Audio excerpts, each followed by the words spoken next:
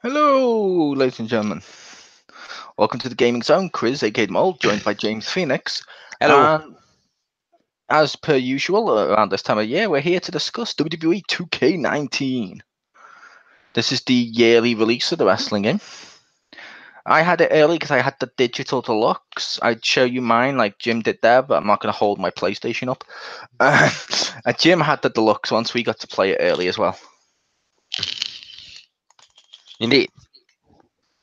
And we're just here to discuss the good, the bad, and all that stuff. We'll probably go through different modes and stuff. First mode I'll discuss, just because it was a big deal when they announced they were bringing it back, is Showcase. What did you think of the Showcase mode from where I don't know where you're up to. Like I said, I did like the first 2 or 3 matches. But I like the setup for the showcase, where as opposed to like it's some announcer and it's like telling this epic story, it's just Daniel Bryan sitting in a jacket and he's basically just walking you through his career, basically taking you on an interactive trip through his career. And I think that's a really great setup for showcase, where it's not trying to be this whole big, this over the top, this and that. It's just a casual, hey, here's a superstar you enjoy. He had a really interesting career turn between, his going from the indie to coming back to WWE, building up his injury. Let's take a walk through his career while he tells you in his own words what it was like at these varying moments and how he felt going through this. And I think that's a really great approach to showcase. Yep, I'll admit I preferred that because the old one is just narrator telling you, oh look, Attitude Era happened, and then you get to do a couple of bits in the Attitude Era. But I never really cared because I could just watch the Attitude Era on the various DVDs and stuff like that. This one, because it's Daniel Bryan telling you, and he's putting his spin on it, and then you get to do it, and they're not as ridiculous as the previous ones, and I like it. I'm actually genuinely enjoying Showcase. I'm all the way up to WrestleMania, where he goes against Triple H to then go into the main event against Orton and Batista. Nice. Before that, there was the cage match with the Usos, where I'm Wyatt Bryan in the overalls, which goes to show you, yeah, this mode has unlockables and stuff, which gives you like a whole load of people. Like it gives you John Cena in yellow pants. It gives you Velocity. It gives you, obviously, like I mentioned there, Wyatt Bryan. Yeah. And can I just take it? Sorry.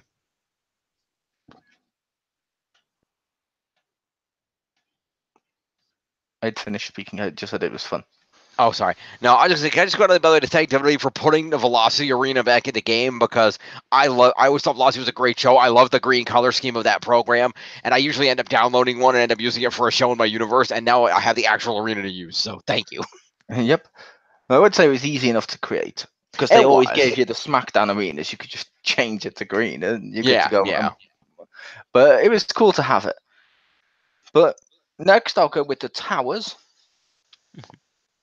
What do you think about the towers mode? I like the concept of the towers. I think it adds additional single player content that I think is really helpful to have there, and it lets you basically hone your skills, because there's actual challenge difficulty, because they do get harder as you go through a tower, especially if you're playing the ones where you have to beat it all in one go, where it's a gauntlet tower and not the kind that saves after each match. So I think that's really a great mode to help hone your single player skills in the game and to really get a feel for what you can and can't do. And it's enjoyable because the match rules and stipulations change each time as you're going through the tower, so you never really know what you're going to get. So it's also a fun way to just say, hey, I want to play random matches against random people and see how I do, and you can do that. Yep. I did the Ric Flair tower and got to the end, which was fun.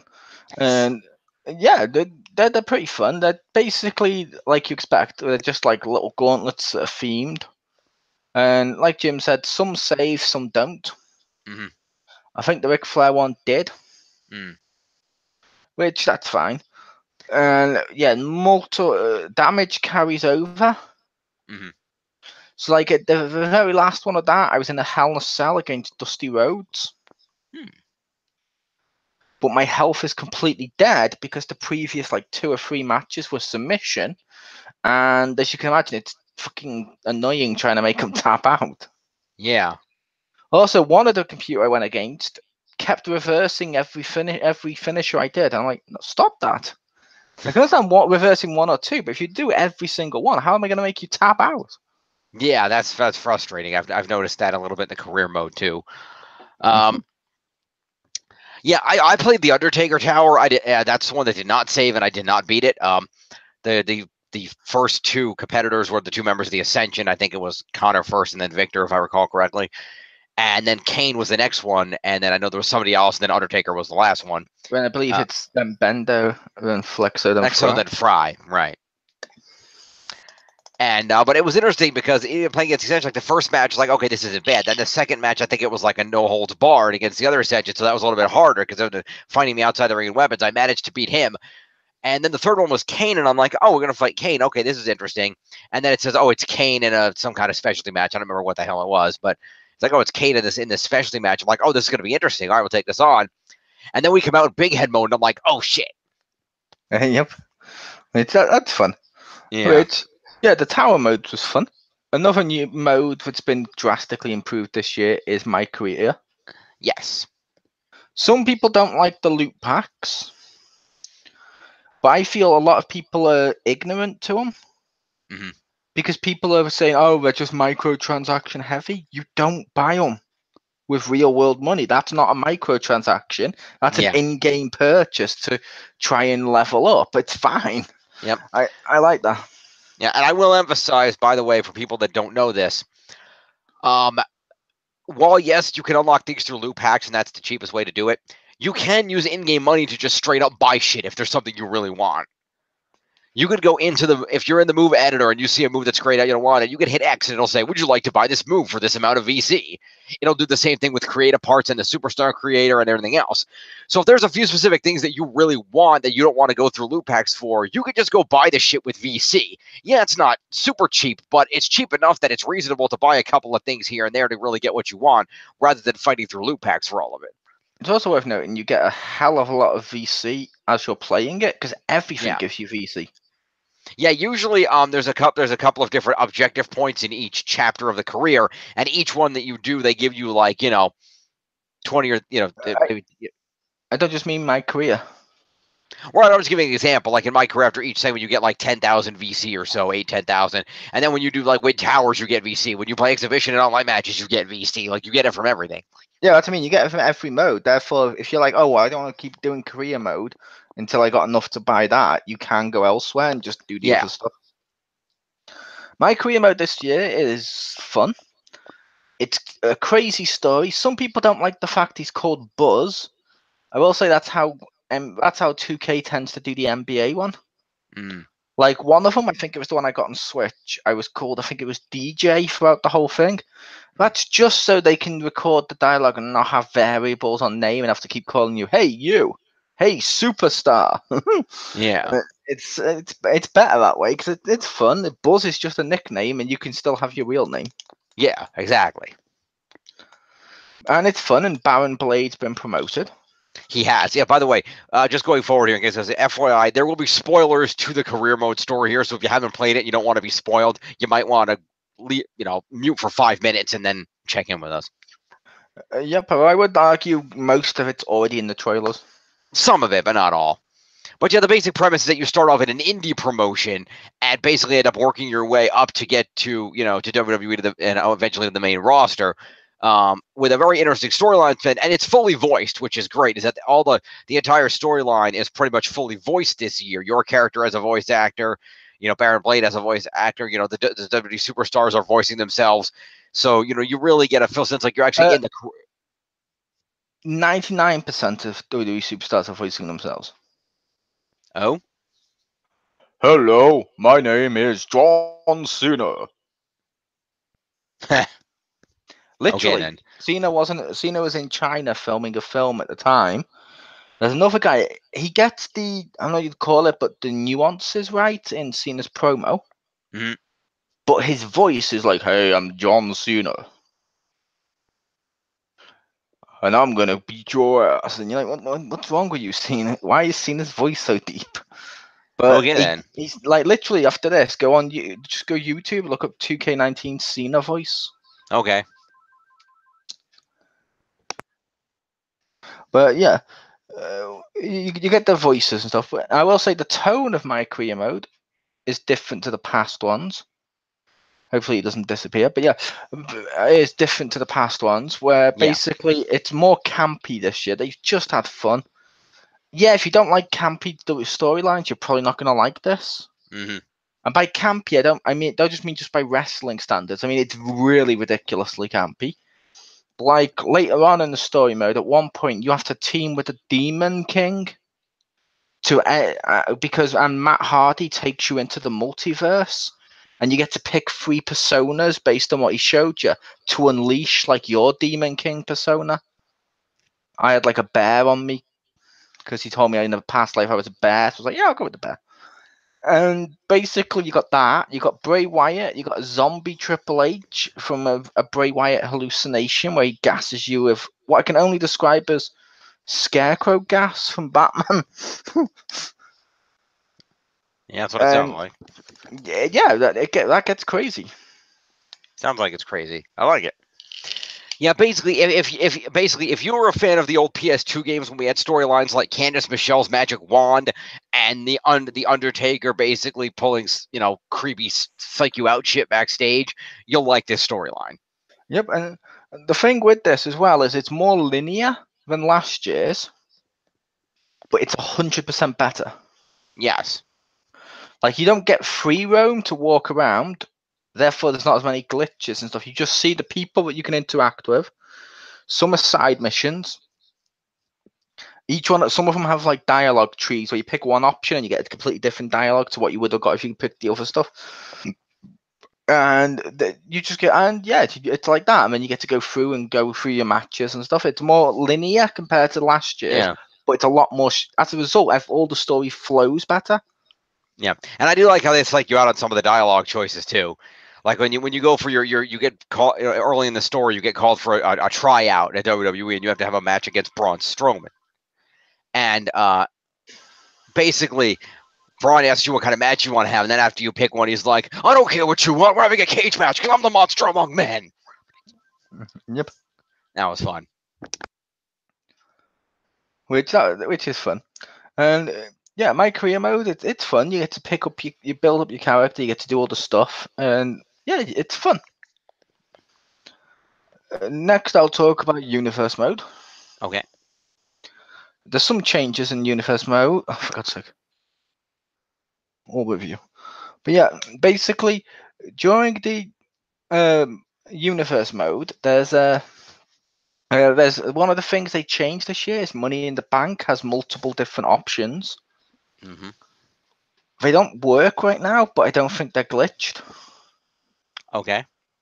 According to what someone on the 2K forum said, apparently the option to use them in any match is turned off, and if you go to edit matches, you can do them, and you can still do the Money in the Bank announcer match and cash it in that way. Just can't do the cheap cash in. So I did manage to do one as Braun Strowman, which was the default one. But after that, I can't do them. Like I've never been able to cash in the women's Money in the Bank or ever because it's a new champion on it, and same thing with my secondary champion. So hopefully they turn that on.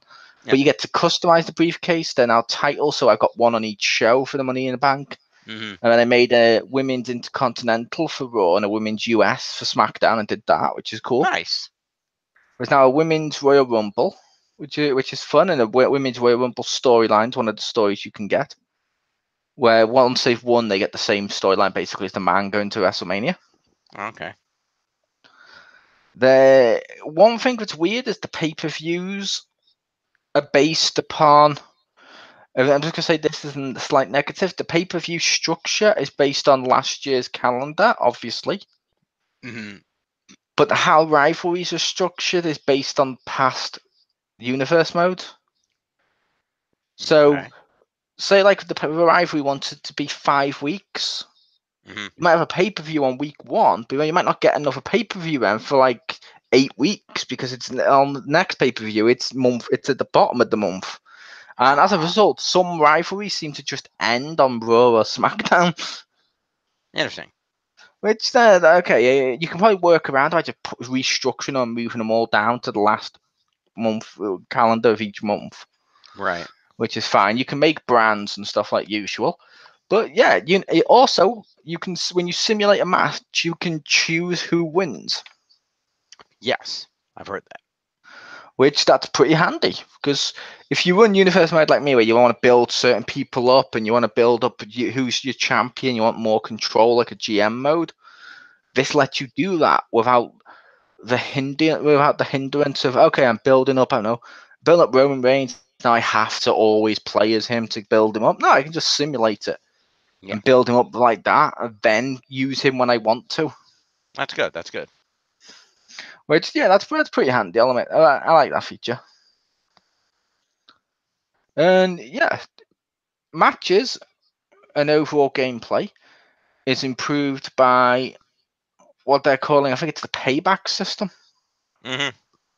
One of them I feel is glitched as fuck. Which one is that? Resiliency. Okay. Because they recharge. Yep. And the only move that seems to keep down certain people, or most people, is finishers. Mm. So say, I don't know, let's say you hit let's say you hit, I don't know, Jericho with a spear from Roman Reigns. 1, 2, resiliency.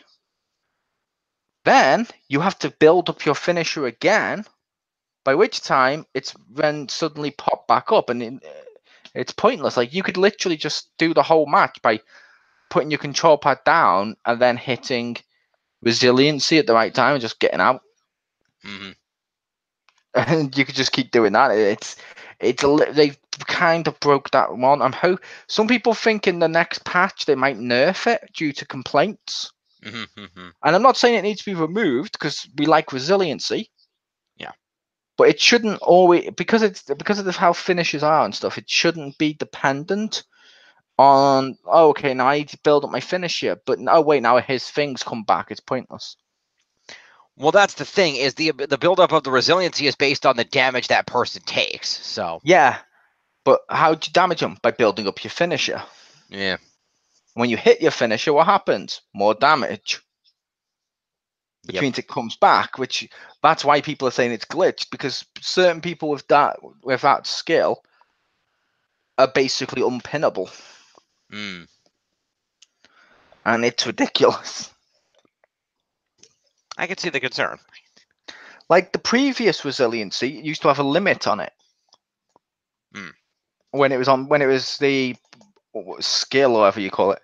Yeah. But which I would argue I don't mind it. Have a limit. Right. Or if you're going to recharge it, double the recharge rate. Mm-hmm. Only because of what it is, if that makes sense. Yeah. That makes sense. I will say I did use one of my favorite comeback the other day in universe mode. Okay. Where's my CAW? I did use that Undertaker blackout one. Nice. I used it because I had a really close fight with Goldberg for the Universal title. Ah. And I was playing on, I think it was Legendary. I think it was Legendary. I was playing on that anyway, and it was a really fucking close match.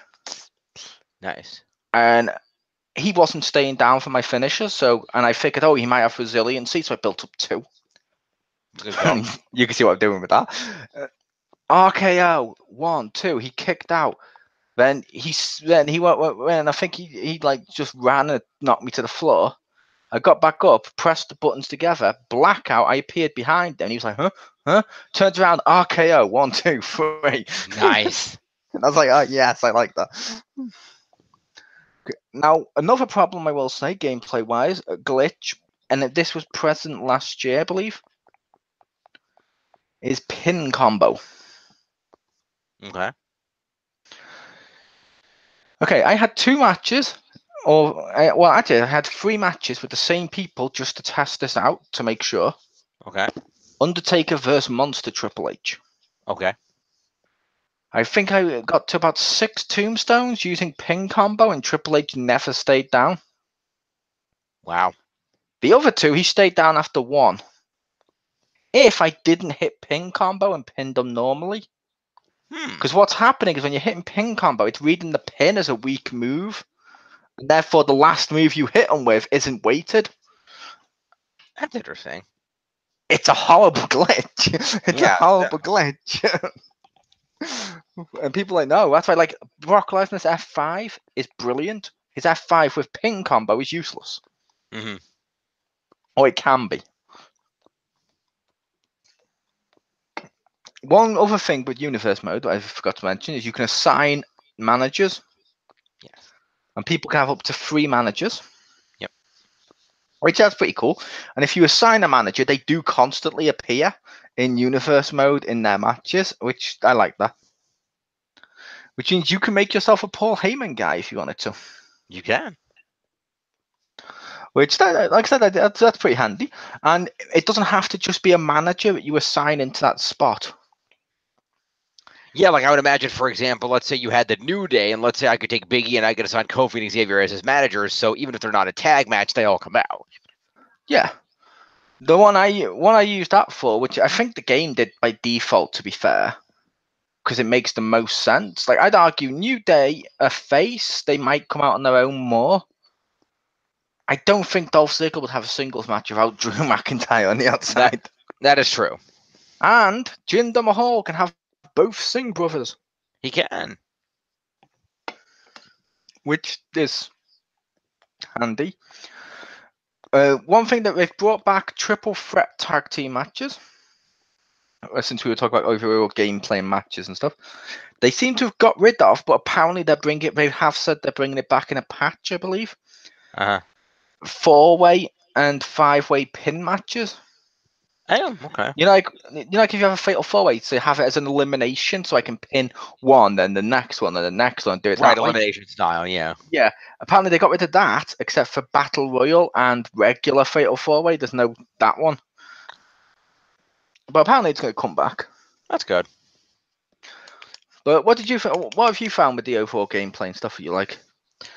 I found it enjoyable. I think the gameplay. If there was any glitches and stuff you've achieved. Yeah, I can't remember any. There's only one. I will mention this. There was only one glitch that I encountered that was really a bit of an issue. Is I was in the Superstar Creator, which I haven't talked about yet, but I wanted. But all this is I was in the Superstar Creator, and I was going through the like I did the physical facial features, everything, and then I went into the attires, and I selected the attire and went in to go to edit the attire, and the entire game crashed. Oh, that sucks. I hate that. And it gave me this error code that when I looked it up, I think it was something about the update patch. I think it was something to do with the fact that WWE Live wasn't updated because I didn't have the cable plugged into the PS4 at the time. Well, bear in mind, some of those, when it gives you the error codes, and it says you might need the latest patch or you might need the latest this, it's bullshit for, we don't know, shit happened. Because sometimes I've had that while I've been connected online and it's done that. And I'm like, I got the latest patch. What the fuck are you talking about at this point? Fair enough. But either way, I plugged the cable in and it updated live, and it hasn't happened since. So that makes sense. But yeah, that was the only major glitch I had. But overall, in the gameplay, I really enjoy it. I think the matches are very fluid. I had one glitch that was really hilarious. And by hilarious, you know what I mean by them. With the glitches where you're like, I'm not even mad at this point. Yeah. I was backstage in my career mode against Jinder Mahal. I lift up a bin above my head, or a trash can, I believe you call it. Yep. And I go to hit him with it. At the same time, he goes to punch me. And for some reason, the bin became stuck on his arm and kept hitting into him. And he kept going all around the fucking room where I couldn't grab him. Like, and I'm like, what the hell? And then eventually, what I managed to do is I managed to run, hit into the floor, and stomp on his arm, which got the trash can off him. And he was fine then. I was like, what the fuck? That harkens back to years past. If you go back to our X-Pound channel and go one of the early videos, I think the footage is still in there of that time I murdered Rey Mysterio. Yep. Yeah, these games normally have some good ones. Yeah. One thing I will say I'm not sure if I'm 100% sold on yet. I like and dislike, which may divide people. The new Hell in a Cell. I haven't gone to try that yet. Well, it's smaller. Right, because there's room to walk around all the sides now. Yep. Which comes at a cost of when you're fighting around the side of the ring, you can't do much and you can't going around. And there's no weapons inside it or anything because you can't pull them out. There's not enough room. For the animation, yeah. Now, you can Irish whip people through the side if you've got like a strong Irish whip or something like that. which is cool. You can go through all 4 panels. I will make the case it doesn't always work with certain moves, but it works better in the past ones. Okay. Like I did an RKO to Big Show on top of the cage, and because I landed on the far part and he landed on that bit, the part with me broke. I held on and then just dropped down to my feet and had to go all the way back up to put him through another one. Because of how they. But I'm like, yeah, that's fine. Yeah. But you can go through normally, which is cool. There's new OMGs. Yep. Like the Shield Triple Powerbomb. I liked doing the Braun Strowman thing which I put on Twitter of me grabbing Big Show and just throwing him through the cage. Yep. There's a video of that which is a trophy, by the way. And then I just walk down the ramp. Yeah. It is a trophy, but we don't care about that. Okay. Who cares about trophies? But yeah, it's a case of we walk down the ramp. I walk down the ramp. I'm like, okay, because he stayed on the door, on the wall, he didn't touch the floor. I like that. Yeah. I wish you could choose the animation, but I can see why they didn't. Because I feel like if Reigns does it, it should be the spear like it was to Brock. Yeah. And yeah, online seems to be working fine. We didn't disconnect. We didn't lag. Nope. It worked pretty well. So, yay. Yeah, that's a good thing. And yeah, there is like custom money in the bank briefcases this year. As I mentioned before, which it's not that big a deal because it's just taking a briefcase and just putting a pattern on it. There's not much you can do. You can't like make it a different shape or anything. Yeah, but there is, you can at least choose the material on it like you do with clothing pieces. So you can't do something like choose leather and make it Damien Sandow's looking briefcase. Yeah, you can do, but not all of it because like you can't do the handle and stuff as well. So it looked like a cheap, shitty one. It did. And I do like the concept that they made the Money in the Bank work like a title this year in terms of giving it a slot and assigning it to people. I think that was a great idea. It was a great idea. And like I said, in Universe mode, it's been working great. In my career mode, it worked great. Oh, not my career. In my play, it works okay. Which, that's cool. And yeah, apparently, I haven't done this yet, but if you take the Money in the Bank briefcase winner and you put him in a rivalry with someone, he will put his briefcase on the line in a match like they sometimes do. Nice.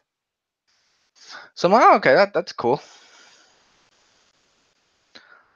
But overall, what did you think about the game, Jim?